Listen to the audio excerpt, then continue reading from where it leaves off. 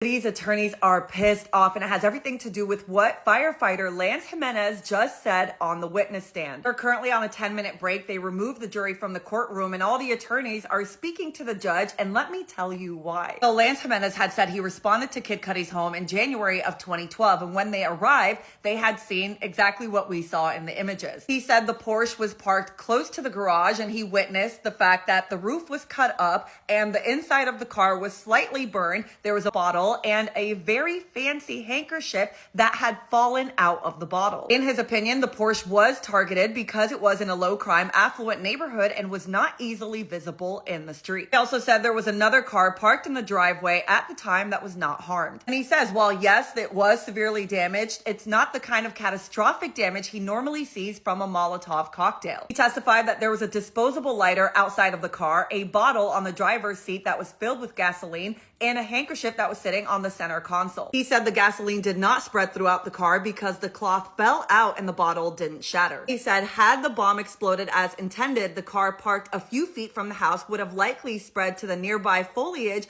and eventually the home. Now, this is when Diddy's attorneys get really upset. Remember, when Kid Cudi was on the stand, it was Diddy's attorneys that asked him if he knew there was DNA found on the bottle and that it belonged to a female. Now, the prosecution was upset that that had come up, but they said, okay, you want to play? We'll talk about the DNA. They asked Lance Jimenez, the partial DNA profile, was it consistent with a female contributor? He responds saying, I was told that. The prosecutor says, do you know what it means? He says, no. The prosecutor then says, what happened to the print cards? And he responds saying they were destroyed in 2012.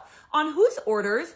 Someone in LAPD. Not you or anyone on your team. And Diddy's attorney says, I'm going to object to all of this. Can we have a sidebar? Obviously, the prosecution's trying to paint the picture that Diddy has someone on the inside of LAPD working for him because he's that powerful. Now, CNN gave more information about this exchange. So, this happened in January of 2012. And he said that the cards were destroyed by an LAPD officer in August of 2012. He said he collected a card with 2 prints to compare to anything retrieved from the arson incident. That print card was kept in evidence from the arson case and destroyed by an LAPD officer in August of 2012. And he testified that he typically has to sign off on the destruction of any evidence as submitted as a lead investigator. And Mark Agnifilo said this line of questioning is outrageous. They are suggesting to this jury that someone in this courtroom had something to do with the improper and suspicious destruction of these fingerprints. And the jury was just let back in, and it looks like the judge agreed with Diddy's side, saying that they need to disregard the fingerprint card's testimony. Investigator Lance Jimenez is still on the stand. They haven't started cross yet, and